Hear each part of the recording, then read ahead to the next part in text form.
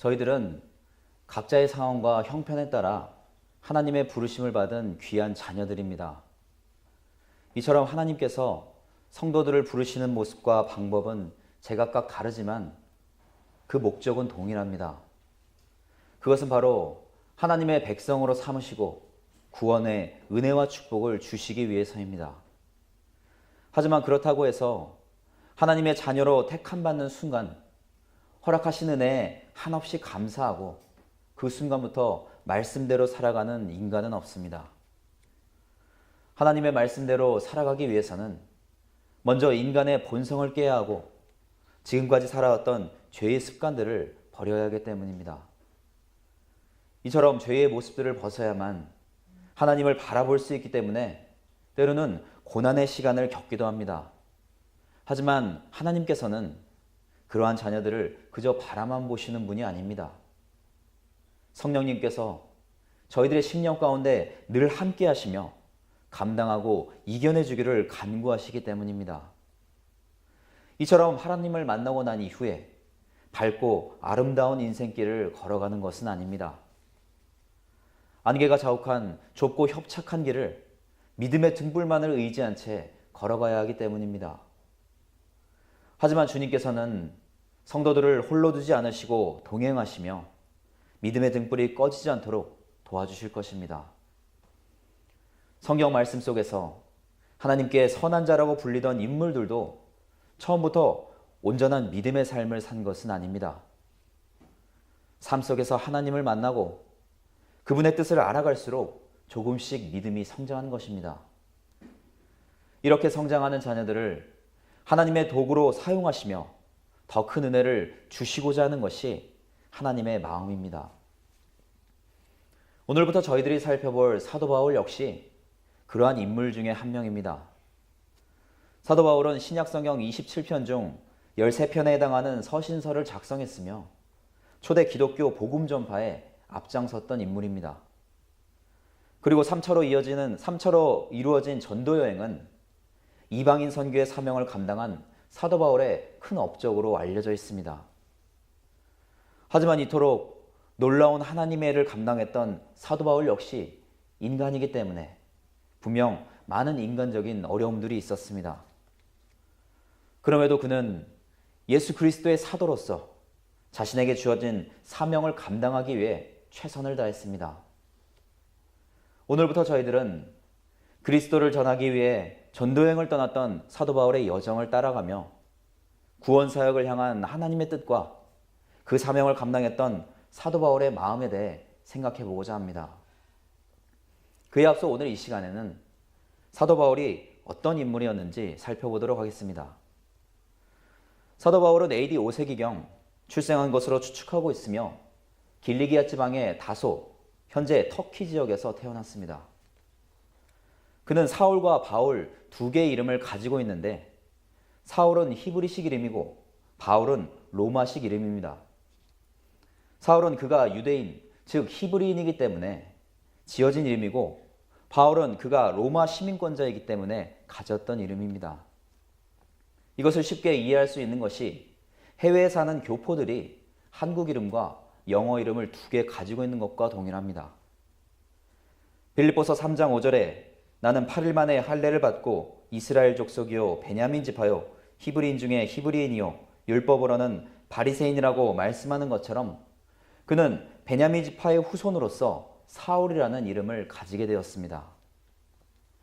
사울은 구하다, 요청하다라는 의미를 가지고 있는데 이스라엘 왕국의 초대 왕이었던 사울 왕 또한 베냐민 지파였기 때문에 그 후손들에게는 자연스럽게 사용될 수 있는 이름입니다. 그리고 바울은 헬라어로 작은 자라는 뜻을 가지고 있습니다. 흔히 사도 바울이 다메섹 도상에서 예수님을 만나 회심한 이후에 사울이라는 이름을 바울이라는 이름으로 바꾸었다고 생각할 수 있습니다. 마치 이스라엘의 사울 왕처럼 위대한 자였지만 예수 그리스도를 만나 작은 자로 자신을 낮추고 겸손하게 사명을 감당한 것처럼 보여지기 때문입니다. 물론 그가 세상에 부러워할 만한 자격을 갖추었지만 예수 그리스도를 만난 이후에 모든 것을 배설물처럼 버리며 맡겨주신 사명을 감당하는 것은 사실입니다. 하지만 사도행전 13장 9절에 바울이라고 하는 사울이 성령이 충만하여 그를 주목했다고 말씀하는 것처럼 그는 히브리 이름과 로마 이름을 두 개 가지고 있었던 것뿐입니다. 그래서 본격적으로 바울이라는 이름을 사용하게 된 시기는 바나바와 함께 1차 전도 여행을 시작한 시점에서부터입니다. 학자들은 그가 전도 여행을 시작하면서 만나게 될 사람들이 주로 이방인이기 때문에 유대식 이름인 사울보다는 이방인들에게 익숙한 로마식 이름인 바울을 사용했다고 추측하고 있습니다. 당시에는 로마 제국이 전 세계적으로 패권을 잡고 있었기 때문에 로마식 헬라어 이름이 더 쉽게 다가갈 수 있었기 때문입니다. 그가 이렇게 두 가지의 이름을 모두 가질 수 있었던 이유는 바울의 가문이 헬라 문화권에서 정착한 유대인, 즉 디아스포라였기 때문입니다. 디아스포라는 흩뿌리거나 퍼뜨리는 것을 뜻하는 말인데 유대인으로서 이스라엘 밖의 이방 세계에 정착해서 살아가는 자들을 뜻하는 말입니다. 이들은 북이스라엘이 BC 722년 아수르에 의해서 멸망당하고 남유다가 BC 586년 바벨론에 의해 멸망당하면서 이방 세계로 추방되는 시점에서부터 시작되었습니다.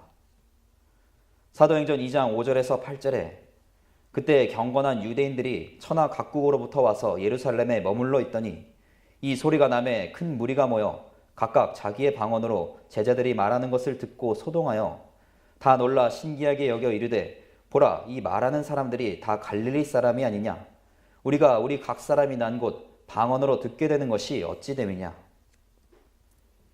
오순절 성령 강림 사건 때 수많은 지역에서 살던 디아스포라 유대인들은 오순절 절기를 지키기 위해 예루살렘으로 모였습니다.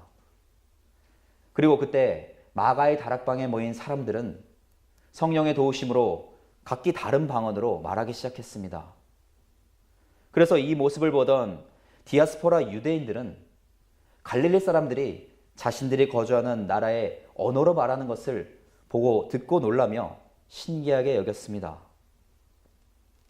남유다가 멸망한 이후에 70년간의 바벨론 포로기가 끝나면서 일부 유다 백성들은 예루살렘으로 귀환했습니다. 하지만 상당수의 많은 유대인들은 경제적이고 상업적인 이유로 남아있거나 오히려 더 적극적으로 다른 이방 지역으로 이주하기도 했습니다. 그래서 중근동을 비롯한 소아시아, 아프리카, 유럽 남부 지중해 연안의 헬라 지역으로 흩어지게 되었습니다. 특히 메소포타미아 지방의 바데, 메데, 에람 지역의 유대인들은 AD 6세기경 탈무드를 편찬할 정도로 이방 나라에서도 유대인의 신앙과 전통에 충실한 공동체를 형성했습니다. 이렇게 그들은 자신들이 거주하는 지역에서 부와 권력을 쌓으면서 유대인 공동체를 만들며 살아가고 있었습니다. 사도행전 22장 3절에 나는 유대인으로 길리기아 다소에서 났고 이 성에서 자라 가말리아의 문화에서 우리 조상들의 율법에 엄한 교육을 받았고 오늘 너희 모든 사람처럼 하나님께 대하여 열심히 있는 자라. 바울의 고향인 다소는 로마 제국의 행정구역 중 하나였으며 길리기아 지역의 정치적인 수도이자 소아시아의 학문과 문화 그리고 군사적인 중심지였습니다. 그리고 길리기아의 다소는 보통 크기의 도시가 아닌 인구 약 50만의 대도시였습니다. 당시에는 지중해 연안에 위치한 항구 도시였기 때문에 지리적으로 동서를 연결하는 중요한 중개무역 도시였습니다. 다소 지역을 둘러싸고 있는 타우루스 산맥은 풍부한 광물 자원과 목재를 제공해 주었고 이것은 주요한 수출품이기도 했습니다. 그리고 다소의 특산물은 아마와 염소털로 된 직물이었기 때문에 직조업과 천막 제조업이 성행했습니다. 그래서 이 지역 출신인 사도 바울이 브리스길라와 아굴라를 만났을 때에도 함께 천막을 만들며 생업을 이어갈 수 있었던 것입니다. 또한 다소는 활발한 경제활동뿐만 아니라 일찍부터 철학과 학문이 발달한 도시였습니다. 그래서 스토아파의 저명한 학자들을 배출하기도 했으며 그리스의 아테네와 이집트의 알렉산드리아에 비할 만큼 높은 지적 수준을 유지하고 있었습니다. 사도 바울은 자신이 철저한 바리새인이라고 주장했는데 사도 바울의 스승이었던 가말리엘은 바리새파의 유명한 율법학자였습니다. 그래서 바울은 가말리엘 문화에서 교육받기 위해 자신의 고향인 길리기아 다소를 떠나 예루살렘으로 유학을 떠났던 것입니다. 가말리엘은 유대인들의 존경을 한 몸에 받았는데 나의 선생이라는 랍비라는 존칭보다 더 높은 우리의 선생이라는 라반이라는 존칭을 받았습니다. 라반은 훌륭한 랍비들 중에서 단 7명에게만 주어지는 호칭이었습니다. 바리새파는 그 뜻에서부터 분리된 자, 구별된 자, 거룩한이라는 의미를 가지고 있습니다. 율법을 엄격하게 지키면서 불결하고 부정한 자들로부터 분리된 사람들이었던 것입니다. 하지만 그들은 율법의 실천을 통해서 의롭게 된다고 주장하면서도 정작 자신들은 유전을 내세우며 율법 준수를 외면했습니다. 그리고 세리나 죄인들과의 교제를 일체 삼가하는 등 율법주의 그리고 극단적인 분리주의에 빠져 있었습니다. 사도 바울은 그러한 바리새인 중에서도 열심을 내던 자였기 때문에 자신의 기준에서 부정하다고 판단되는 그리스도인들을 강하게 핍박했습니다. 인간은 아무리 하나님을 향해 열심을 낸다고 해도 하나님께서 보실 때 모두 동일한 죄인입니다. 거룩하게 구별된 존재는 오직 하나님 한 분이시기 때문에 율법을 지킴으로써 다른 이들과 구별되고 거룩해진다는 것은 인간의 교만하고 악한 인간의 생각일 뿐입니다. 하나님께서는 그리스도의 모습만을 거룩하다고 말씀하시기 때문에 오직 예수 그리스도를 믿고 의의 옷을 덧입어야만 거룩한 자녀라고 칭함받을 수 있는 것입니다. 사도 바울은 엄격한 율법 교육을 받고 이를 철저하게 지키면서 열심으로 그리스도인들을 핍박하는데 앞장섰습니다.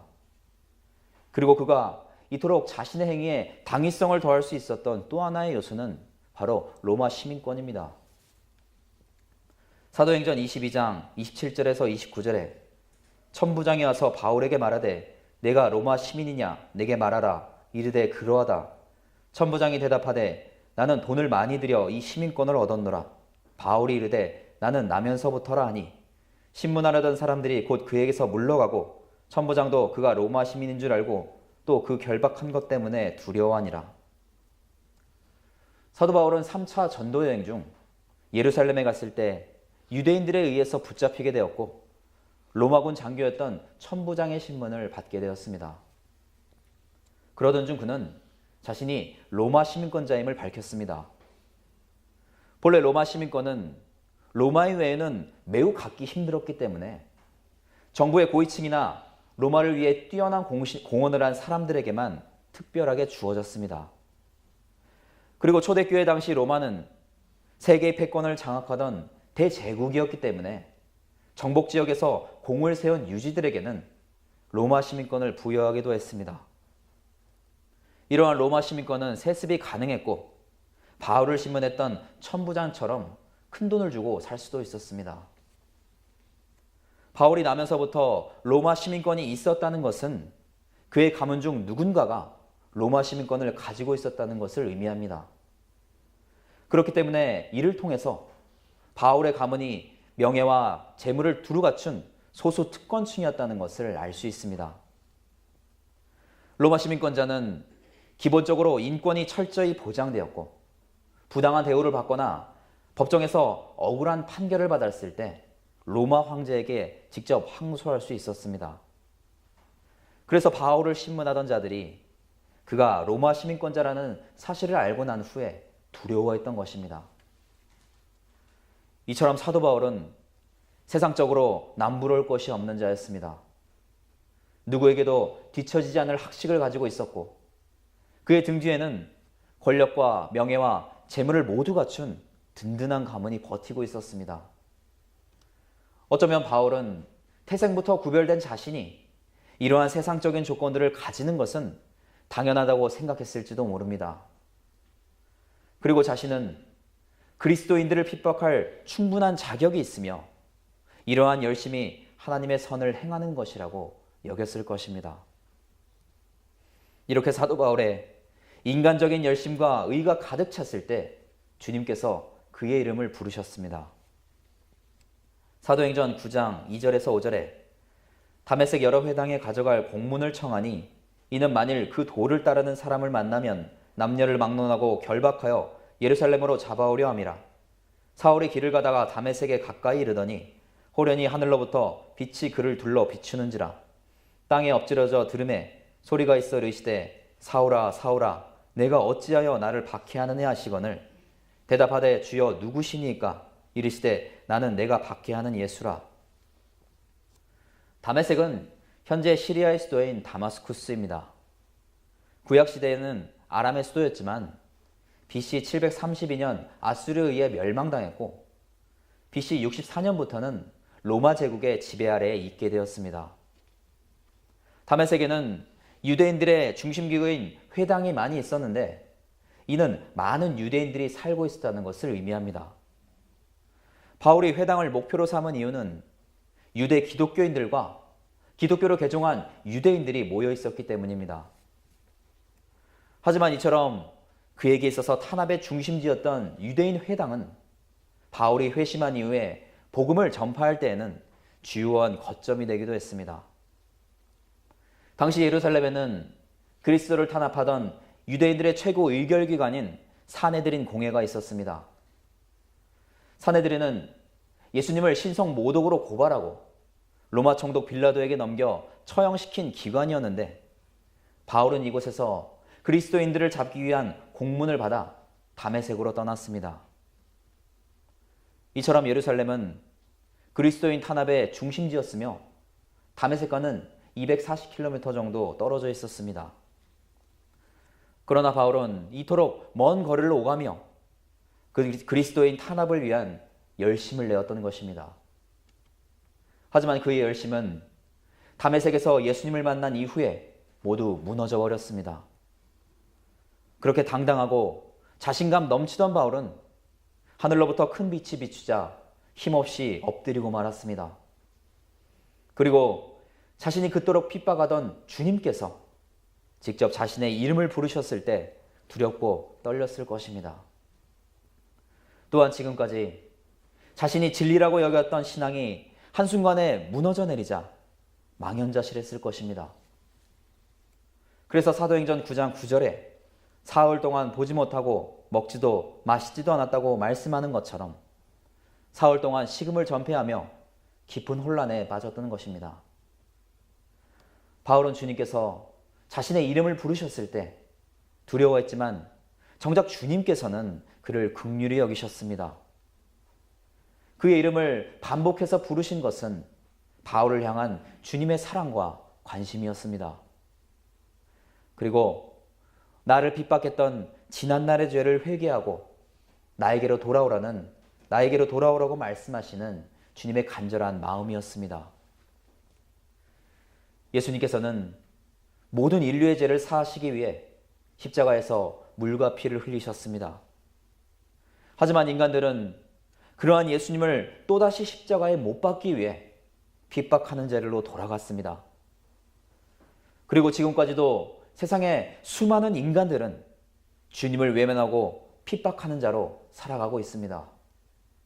그럼에도 불구하고 주님께서는 끊임없이 사랑하는 영혼들의 이름을 부르시며 나에게로 돌아오라고 말씀하고 계십니다. 빌립보서 3장 7절에서 9절에 그러다 무엇이든지 내게 유익하던 것을 내가 그리스도를 위하여 다 해로 여길 뿐더러 또한 모든 것을 해로 여김은 내 주 그리스도 예수를 아는 지식이 가장 고상하기 때문이라. 내가 그를 위하여 모든 것을 잃어버리고 배설물로 여김은 그리스도를 얻고 그 안에서 발견되려 함이니 내가 가진 의는 율법에서 난 것이 아니요 오직 그리스도를 믿음으로 말미암은 것이니 곧 믿음으로 하나님께로부터 난 의라. 바울은 선택받은 유대인으로 살아가기 위해 자신이 가진 세상의 조건들은 유익하며 반드시 필요한 것이라고 여겼을 것입니다. 하지만 주님을 만난 이후에 그 모든 것들이 허무한 것임을 깨닫고 배설물처럼 버렸습니다. 그러나 그토록 강직하고 올곧은 바울조차도 인간이기 때문에 그 모든 것들을 버리기까지는 분명 많은 고통과 갈등의 시간들이 있었을 것입니다. 단순히 외적인 환경을 버리는 것뿐만 아니라 자신이 진리라고 여겼던 사상과 생각들까지 모두 바꿔야 했기 때문입니다. 또한 자신의 열심으로 주님을 핍박하고 그리스도인들을 박해했던 지난날의 기억들은 그의 마음을 더욱 괴롭고 힘들게 했을 것입니다. 아마도 이러한 괴로운 마음들은 그가 사명을 다하는 날까지 끊임없이 지속되었을 것입니다. 주님께서는 이러한 그의 마음과 고통을 아시고 바울의 이름을 부르시며 위로하셨을 것입니다. 그리고 이제는 그리스도의 복음을 전하는 자녀가 되어달라고 부탁하셨습니다. 바울이 세상적인 배경을 가질 수 있었던 것도 모두 하나님의 계획이자 뜻이었습니다. 하나님께서는 바울이 배설물처럼 버렸던 것들을 오히려 복음을 전하는 귀한 도구로 사용하셨기 때문입니다. 바울은 복음을 전하며 자신이 배설물처럼 버린 세상의 모습까지도 사용하시는 하나님을 통해 오래전부터 자신을 계획하시고 그분의 방법대로 이끌어 주심에 감사했을 것입니다. 주님께서는 사도 바울만 특별하게 부르신 것이 아니라 저희들도 동일한 긍휼의 마음으로 불러주셨습니다. 그리고 믿음의 삶을 통해 그리스도를 드러내는 자녀로 살아달라고 부탁하고 계십니다. 오직 그리스도를 향한 믿음만을 가지고 복음을 향해 걸어갔던 바울처럼 그리스도의 옷을 덧입은 자녀로서 믿음의 자리로 나아가시기를 간절히 부탁을 드립니다. 다 함께 기도하시겠습니다.